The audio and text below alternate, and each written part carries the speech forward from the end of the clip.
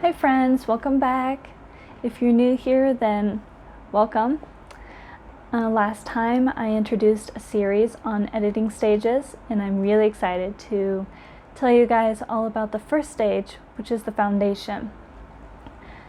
So, technically, the foundation of story is plot, characters, and theme. These three work together to make story as we know it.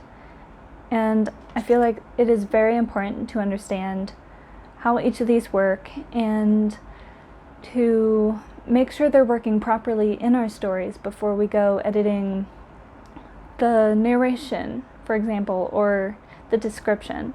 Because if we start there, then once we've spent all that time on the narration and description and whatnot, and then we realize that something deeper is wrong, we will have wasted so much time and it would create so much frustration. I've been there and I can testify to that.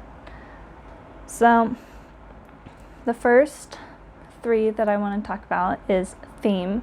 Of all three of them, I believe theme is the most important, yet the least mentioned.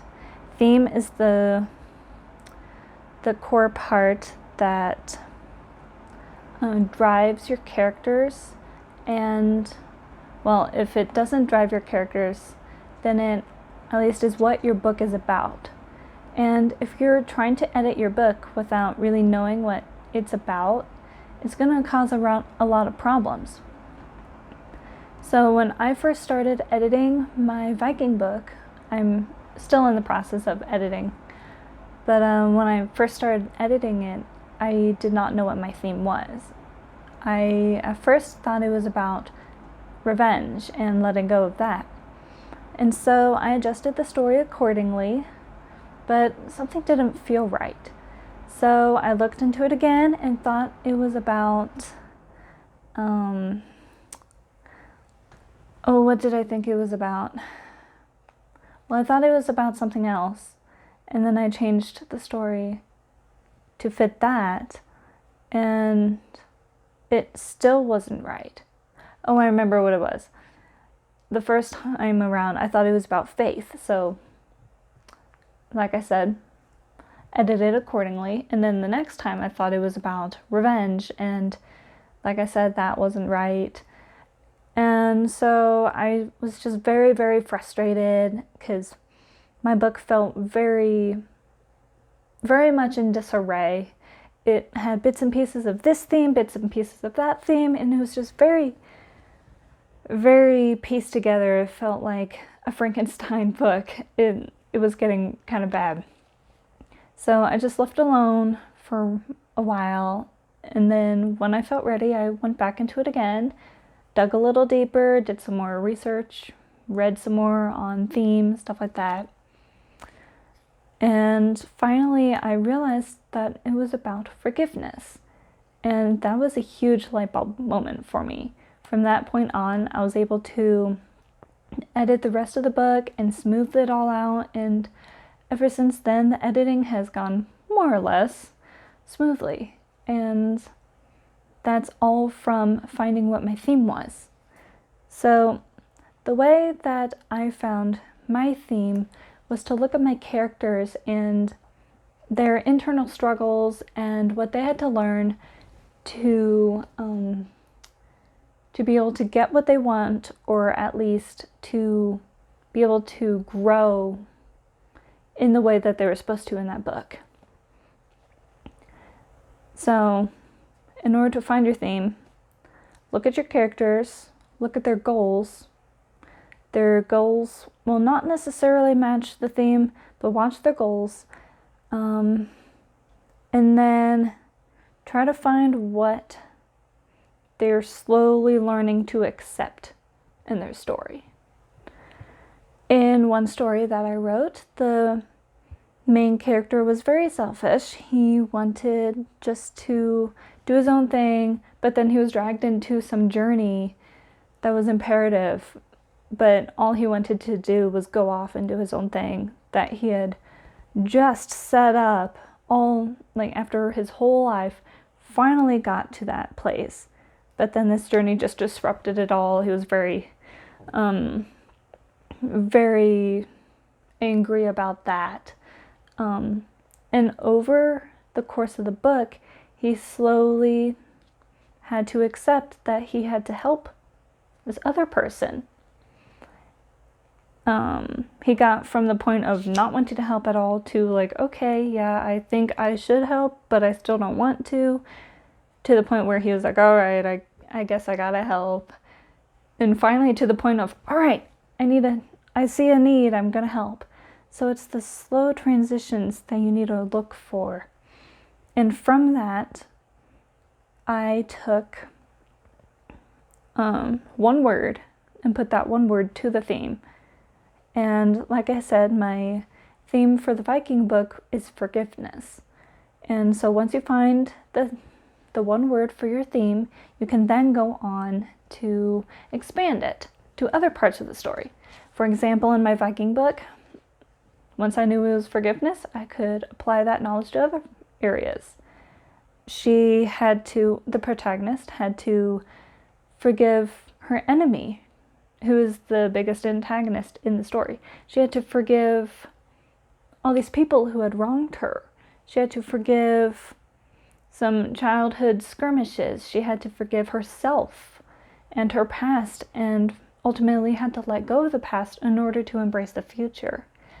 And so you kind of see how that one term is like an umbrella term for the whole book. It defines what the whole book is about in its essence. So that's really what theme is about, and that's how you find that. And the next one is characters. And I know we all love characters, that's why we read most of the time. And whenever I think of a story, I think of the characters, the beautiful, heroic characters who inspire us, who find a place in our hearts and help us to grow. And we grow alongside them. We learn things along with them. It's their journey that interests me, at least, the most. And my goal as a writer is to create compelling characters who will resonate with my readers. And there are several ways that I think we can do that. And one of them is character arcs. So if you don't know what character arcs means, there are 3 character arcs. The first one is the positive arc, where the character goes from either bad to better, or they start out good and they just get better. So they're growing the correct way. And the second one is negative arc. And this is seen a lot of times in antagonist backstories. Like Anakin from Star Wars is a very good example. He started out well, but then he slowly succumbed to the darkness and the evil, and that was his downfall. And then the third arc is a flat arc. And this doesn't focus on the character themselves getting better. It focuses on how the character shapes his world around him, for better or for worse. A good example of this is Katniss from The Hunger Games. She does not change through the books, but her world does, and she influences her world for better through her actions and through what she stands for, and she decides to fight for what she believes in is true. And that's a really good example. And there are many more. All those arcs are important and good, but not all of them will be perfect for your story, for your main character. It should be obvious whether or not your character is a positive or a negative arc. That's easy. But it's a little harder sometimes to find whether or not they are positive or flat. So you gotta watch out for that. Study their arcs, see if they change or if their world changes. And another way to create compelling characters is to make sure they don't act out of character. And that just means that they do something that you wouldn't expect them to And unless they're in extreme circumstances that prompts them to act out of character, this is not a good idea. For instance, a very, very honest and moral character lying, that is acting out of character for them. Unless they have a good reason for it, do not let them act out of character. That will just annoy readers. And the last way I like to create compelling characters is look at their personalities. So I like to joke that if I wasn't a writer, I'd be a psychologist because I love learning about personalities. I've read extensively on Myers-Briggs personality tests, and I've taken it several times myself and have typed my whole entire family. They're probably really tired of me talking about it by now. But I find it very important for my characters because I can finally understand how they think, how they should act, and their tendencies by those personality types. So I encourage you to read up on Myers-Briggs and type your main characters, at least your protagonist. And if you like, I've done this several times, try to take the test through the eyes of your character. Now, this really helped me to see through the eyes of my character and write from her perspective more. So I think it's a very good exercise. And another personality type that I really like is the Enneagram. So this is a new find for me.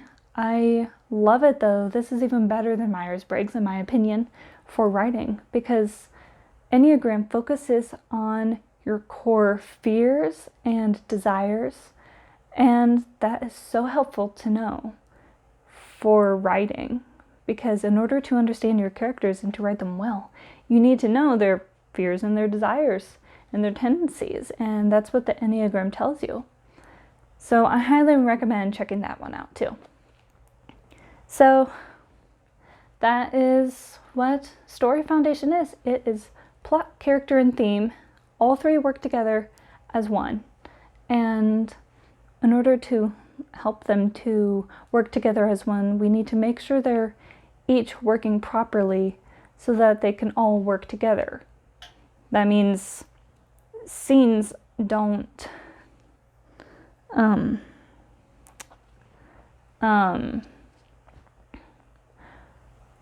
wait, I forgot to talk about plot. Oops.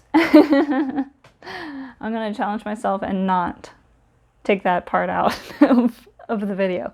Anywho, plot. I thought I was done. Nope. Plot is very important because that's what story is. Plot is when you take your characters and set them on a journey, and all the adventures they face is what makes a plot. And it slowly changes your character.